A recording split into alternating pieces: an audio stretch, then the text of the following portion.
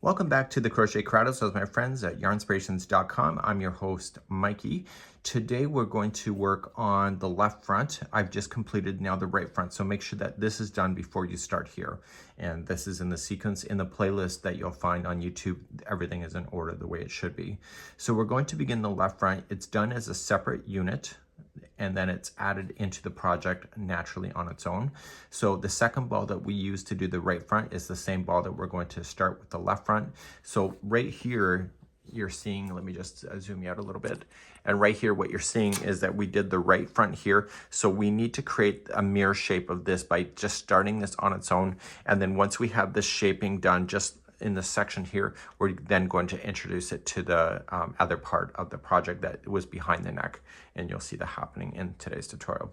So without further ado, let's grab that fresh ball of yarn. Let's grab your same crochet hook size, a 6mm size J, and we're going to start right here.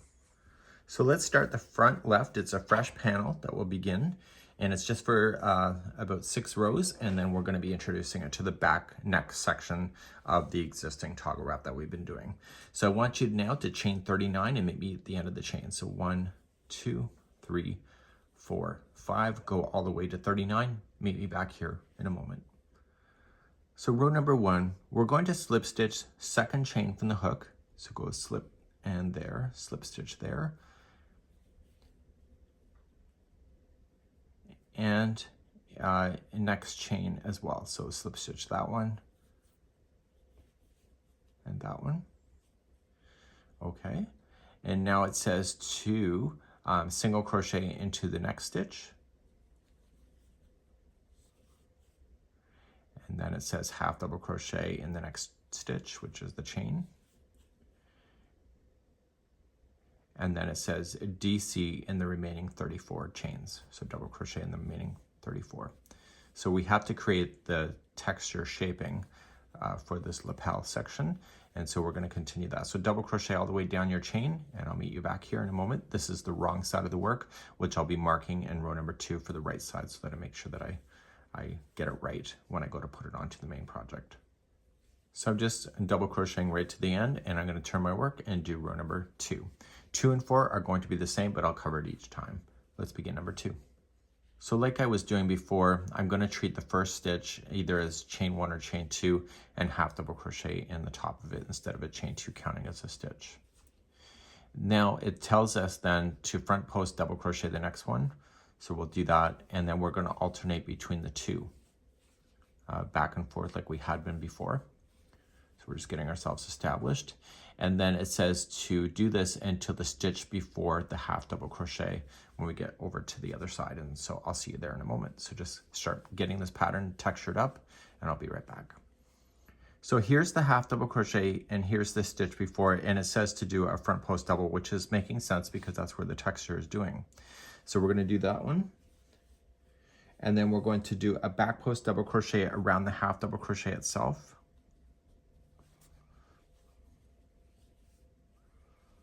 Okay, and we're not quite done. And then we're going to do a front post double crochet around the single.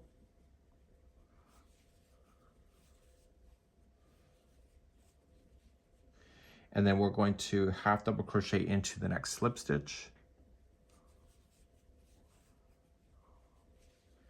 And then in the very last one, we're going to single crochet in the last slip stitch. And this will conclude row number 2.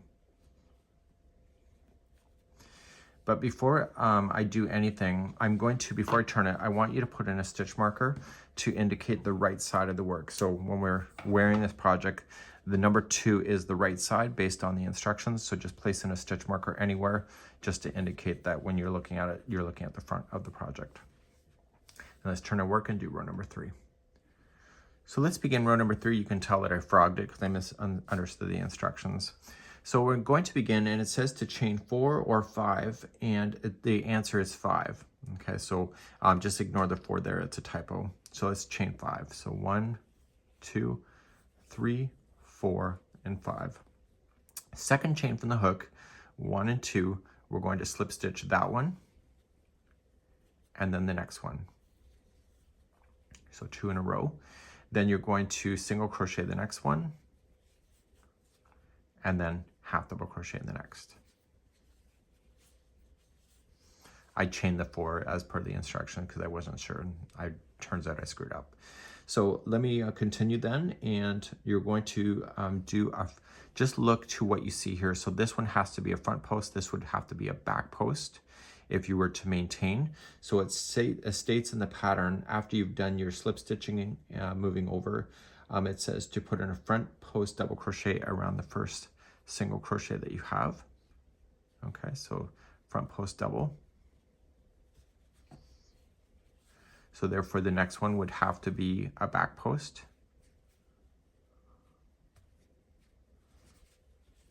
I'm trying to get this pattern to be consistent in the texture. That's what we're worried about. And so you can see that this is on the back, so it has to be on the front. So I know that my texture is in the right order. And so you have this little piece coming out, which is going to be ramping up towards the neck area eventually. So let's continue to maintain the pattern as you know it, all the way to the bottom of the toggle wrap, and then you're going to go all the way back up, and we'll figure out what to do from this point here. So please complete row number 3. Just go all the way down, and I'll see you at the end. So I'm just going to half double crochet in the last one just to maintain my pattern as you know that to be. Turn and work, and let's begin row number 4.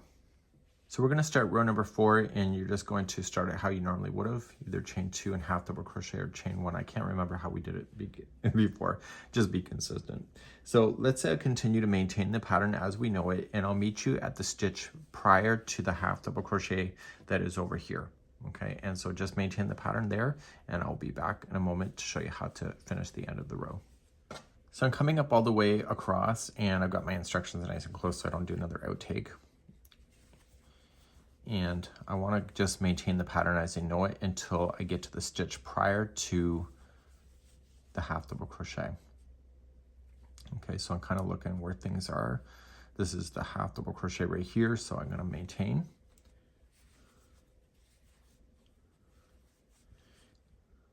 So the stitch prior to this should be a front post half double crochet, which is right. The half double crochet itself should be a back post double crochet.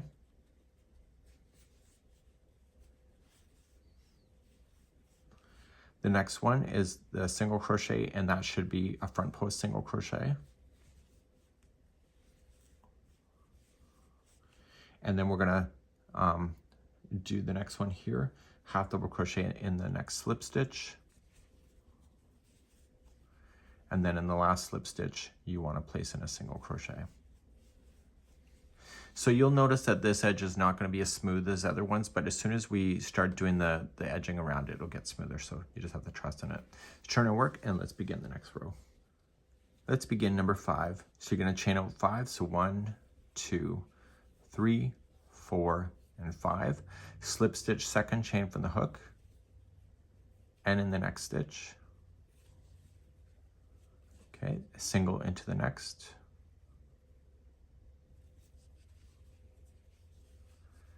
Half into the last one there. And now you're going to look to what you can see. So this would have to be a front post. This is a back post. So this has to be a front post to begin. Just like you see.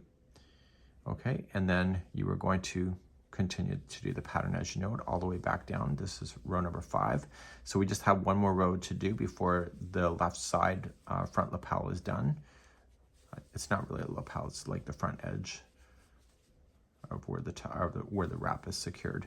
So continue all the way down, just maintaining the pattern, and I'll be right back in a moment for row number 5.